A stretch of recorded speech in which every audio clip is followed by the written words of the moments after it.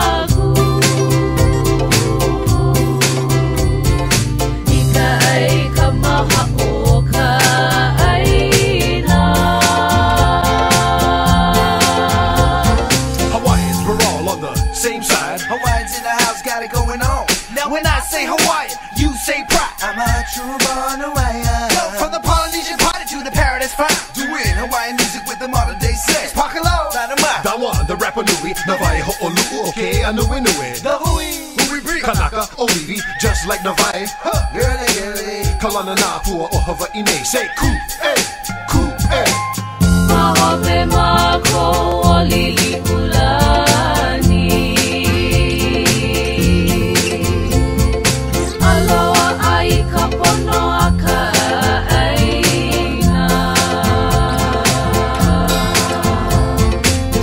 Aina ia mai ana kapua.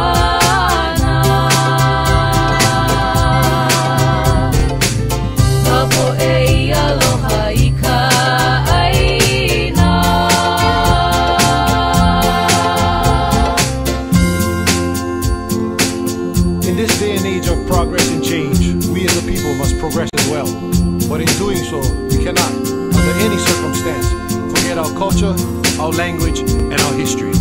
O Hawaii no ko kako kuleana. Aloha.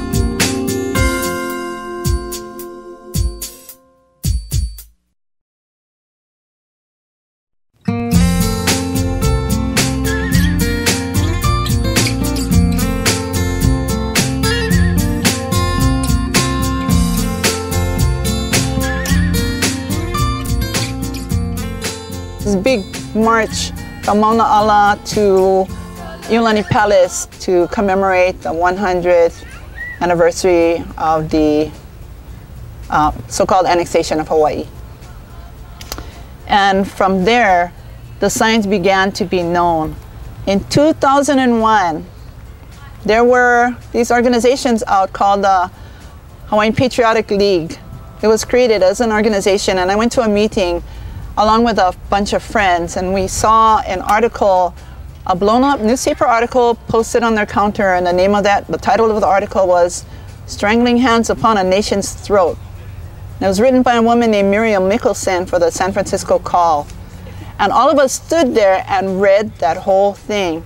And it was then we realized that this thing was well known right across the US, maybe in other places before. We didn't know it because we didn't have access to that information. So what we did was, working with our friend Didi Lee Kwai, who has since passed, we thought about making it into a reenactment, which you're going to see later this afternoon. And the reenactment is called Kale Maili Ali'i, the Queen's Women. And we did it in 2001 at the Iolani Palace in the Kanaina building. We didn't even advertise, word of mouth. So we did our first performance, standing room only. Nobody could get in. People were standing all outside and very upset that they couldn't get in. The room only held 75 people, I think. So we decided to do a second performance.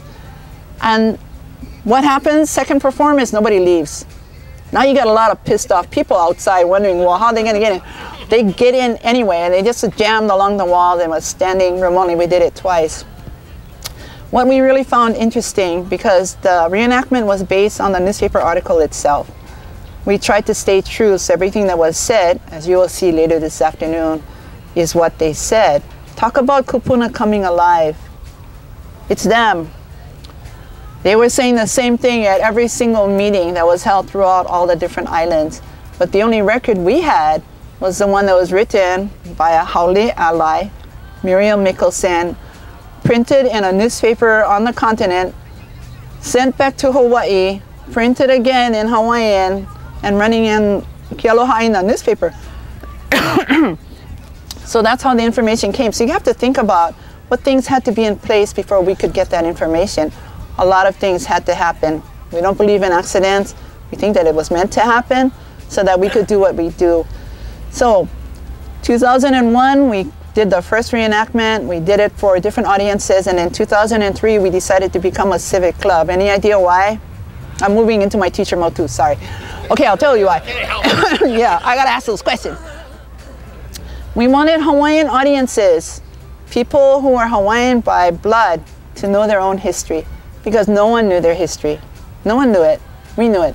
So we started performing for the civic clubs. We became a civic club in 2003. We're in our 10th year now. We have done this performance, I don't know how many times, every place, on every island, as long as we can travel. And then about 2 years ago, we decided we don't need to travel. We started sending people the script. So people can do the reenactment themselves. And that's what's happening here today. We didn't bring cast and crew. It's just me here and giving you a little bit of history. In 2009, our civic club wanted to move things out a little bit. There is something really interesting that happens when you see the name of your kupuna big, big. So we decided we're going to protest McKinley. You guys know William McKinley, right? He has a sign in his hand that says Treaty of Annexation, and we know there wasn't any. Thanks.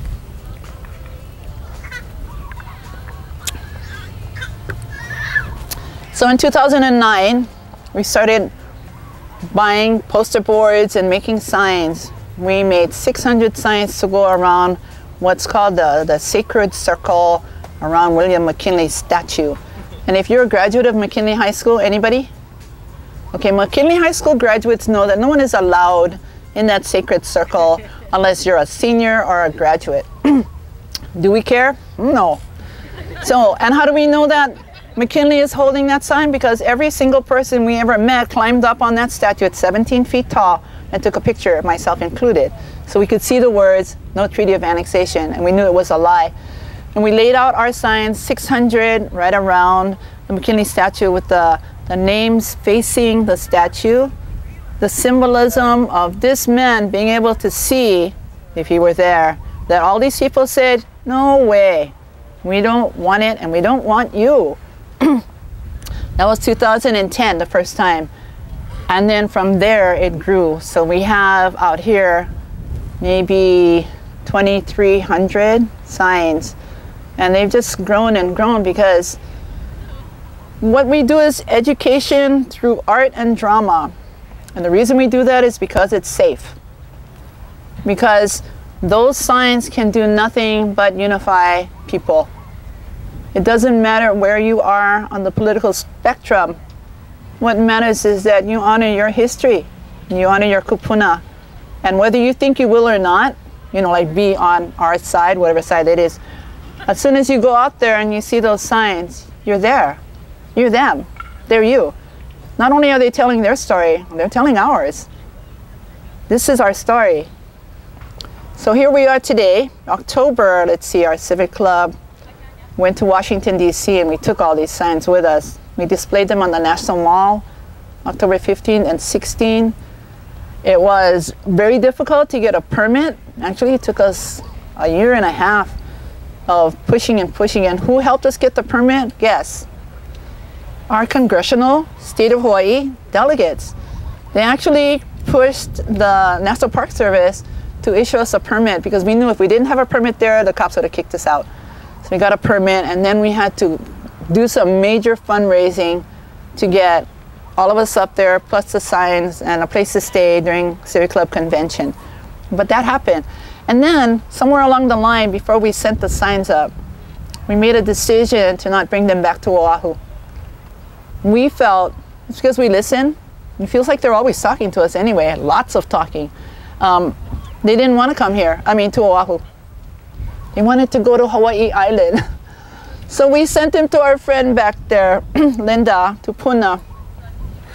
The day after they left, let's see, October 17th, we sent them to Puna. And they were in Puna, and then they went to Waimea, and they were laid out there, and then they went to Hilo. And then they ended up in Kona a few days ago, and from Kona, they were sent here. So what we're saying is, we may seem like we have a plan, but we don't have a plan, but they have a plan. And so when they make that plan known about next steps, then we move. And even though that sounds kind of crazy, and I tell you, it makes people crazy because people want to plan. They want to see things laid out. They want to know what the next steps are, and we're always saying, I'm not sure. Well, I don't know. Oh, maybe. And all we say is basically, if the kupuna want to go, then we'll figure out how to get them. Because we definitely know we want them back on Oahu for American President's Day, around McKinley statue. And we're trying to figure out, okay, how are we going to do that? Because we know we got to raise a certain amount of money to bring them. But we don't worry too much about it. We figure if they want to go home, I say home, back to Oahu, a way will be found.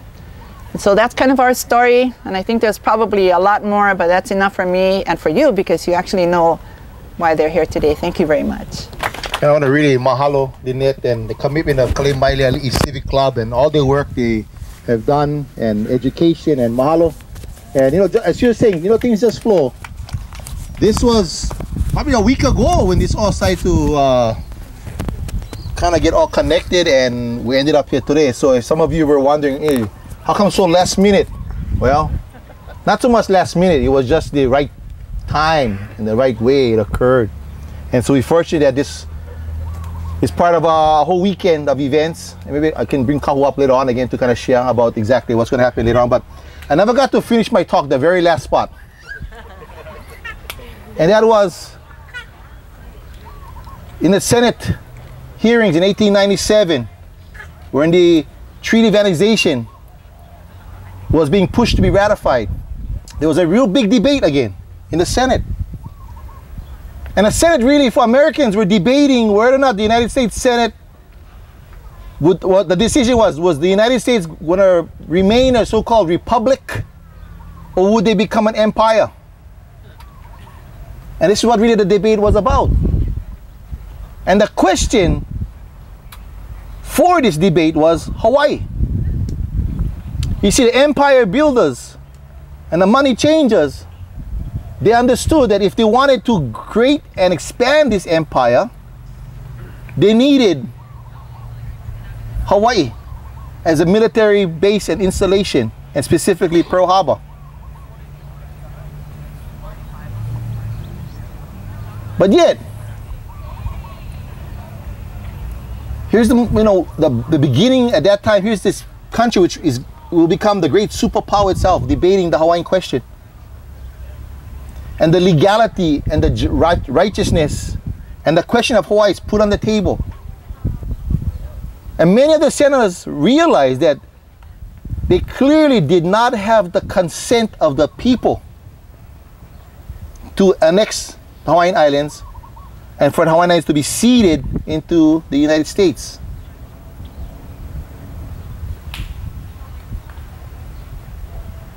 And our kupuna won. I want you guys to remember this. That petition stopped, ended, terminated the Treaty of Annexation. I'll repeat. The petitions, the 38,000 voices, unified, said that they did not be annexed and taken and passed over to the United States. And the United States Senate did not ratify the so-called Treaty of Annexation. And the true history and the truth that we all should know is that there is no Treaty of Annexation or Treaty of Cession between the United States and the Hawaiian Kingdom, or even those who purported to represent the interests of the Hawaiian Kingdom. However, today, as Lynette had just pointed out, even on the McKinley statue, in your textbooks, even what you may even hear on this campus, people refer to some Treaty of Annexation. And I tell all of my students, ask them, which Treaty of Annexation are you referring to? Can I see a copy of it? And what's the truth? There is none. What was passed in 1898 was a simple joint resolution passed by Congress, which did not provide for annexation. It really only really showed the United States intention in a way that hopefully at some time in the future, in fact the word they use is preemptive occupation, like preemptive strike. So like we can just say our intention one day to do it legal, but we know this is not legal, we intend to do it someday illegal. And they passed what's called the New Lands Resolution. Now anybody who studies law, and especially American civics, would realize that resolution has the power to only effectuate territory within the United States. So how does a U.S. joint resolution have the effect in foreign territory? I challenge anybody to show me where. And a simple question. You can actually read the debates themselves. And many of the senators were saying, if we don't need, if we don't need the consent of the people of Hawaii, let's just go take Canada. Let's go annex Mexico. We don't need their consent. And the logic, of course, was you cannot, under international law, forcibly take a foreign country without their will and consent. So the big fallacy we fight against today is many of the people today talk about some annexation that occurred in 1898 that never actually occurred. And this is part of the miseducation. This is part of creating this kind of, like I said, zombie effect of people. Right? So, and that's the value.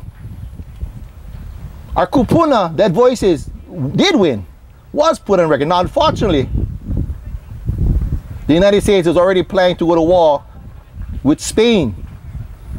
And the so-called Spanish-American War began in the Philippines just prior to the passing of the New Lands Resolution in 1898. And the U.S. military came in and they never left. So we've been under this belligerent occupation officially since that time. As the saying goes, right? If there was an adoption, you gotta get the adoption papers. If not, it's still kidnapping. Especially when we can show and demonstrate without a doubt the intention and the will of our people.